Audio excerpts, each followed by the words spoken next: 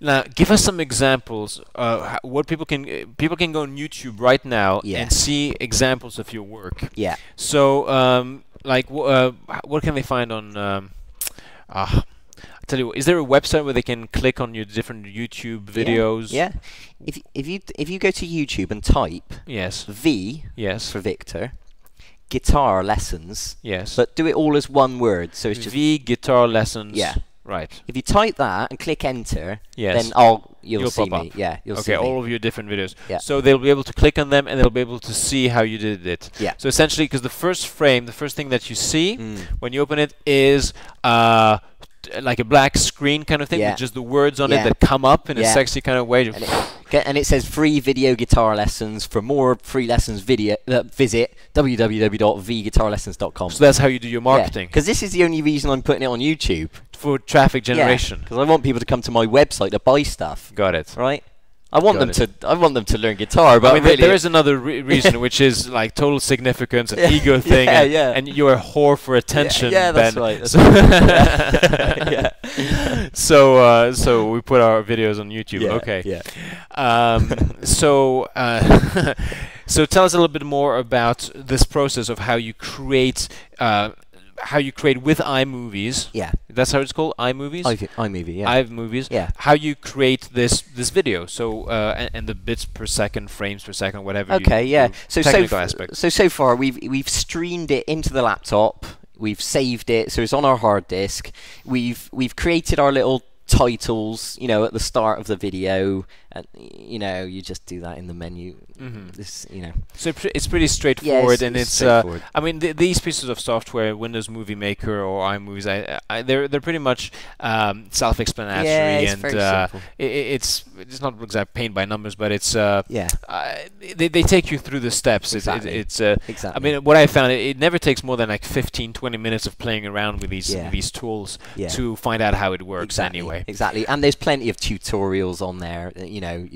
Exactly. Yeah. But what about the size? Doesn't the size of the video file, isn't that important? Like how long must a YouTube video be? Right, okay. At the moment, as far as I'm aware, YouTube limit your videos to 10 minutes.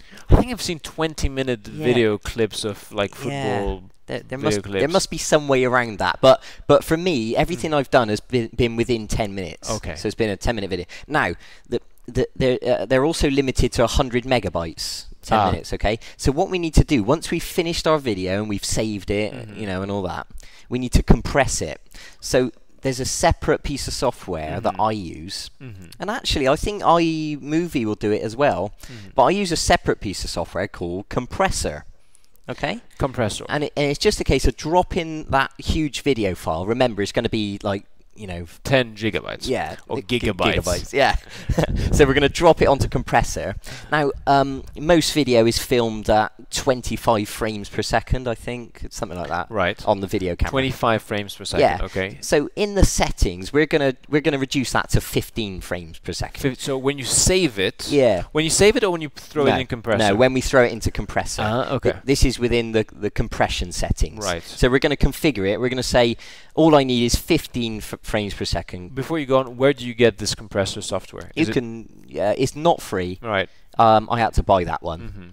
It's not much. I think it was less than $50 if I remember correctly. Okay, so for less than $50, Yeah. you get 25 Yeah. pounds. You get this software. But here's the point. I don't think you even need this extra piece of software. I think that the original iMovie software will do it anyway. It's just this extra software is a little bit more technical, and it allows me more settings and things. In what format do you save this file? Okay, I save it as a MP4 file. As an MP4 Yeah. file. Okay. And then how do you, I'm skipping a few steps here, but how do you then put this MP4 file that you just created into YouTube? Okay, well the good news is YouTube is extremely flexible and it will accept many different types of formats. So if you have saved it as a Windows media file, or maybe you've saved it as an AVI file, or maybe you've saved it as a QuickTime movie, MP4. There's basically, half a dozen different types of video format, okay? But YouTube will accept any of them. So when you go to YouTube, You're going to create your account. It's all free. It's very quick. You know, you just register your username, choose a password, all the regular type of stuff, and then you're going to have the option of uploading your video to YouTube. Okay, and like I say, YouTube is very flexible. It'll accept all these different types of format. You just select your file. You start uploading it, and within about 10 minutes, it's up there. It's on YouTube. And it's available for the public to view. Wow, amazing. Yeah. Now there's quite a few important things there about how people will view it and how they will find it. We'll get to that. Yeah. But let's stay for now on the technical aspect of creating these videos. Yeah. How do you get it from whatever 1 to 10 gigabytes to just 100 megabytes? Okay. Because that's the limit on Yeah, YouTube, right? yeah. So how do you do that? How do you does the compressor software do that? Just from 25 frames to 15 frames? No, it compresses it in other ways as well. Oh, in other ways as well. Yeah. Okay. Yeah, and you get to specify. And to tell you the truth, I had to experiment a little bit to find out how much compression. So I've set it to compress at 500 kilobytes per second of video. Okay. So it'll squash it down to that data rate. Right. And I found that that's a good resolution where it's good enough quality. You know, it's a good compromise between the file size and file size. So that's 500 kilobytes per second. Okay. Or you can try it up to 1,000 kilobytes per second. That would be better quality, but it might be bigger file. But you know, if it still fits within the YouTube 100 megabyte limit, then it'll be okay. Sure. Yeah. Now, have you kind of experimented what is the kind of optimal best length for a video on YouTube? Like, for example, maybe if you do 10 minutes, maybe it's too much, too boring. People kind of lose interest. But if it's just 3 minutes or 4 minutes, it's still pretty jazzy and people want to straight away go to your website. Have you looked into this a little bit, thought about it? The way I see it is this: add as much useful information as you possibly can and fill it up to the brim. So I may be wrong, but all my videos are right up to the limit of 10 minutes. I get as much information in there as I can. What about, don't you feel though sometimes that maybe if you give away too much for free, you're kind of cannibalizing some of your sales from your website? Could that be a case or not? That could be a problem, but I've been very careful about that. I make sure that the information I give away for free does not, you know, step on the toes of the information I'm trying to sell. Got it. From the website.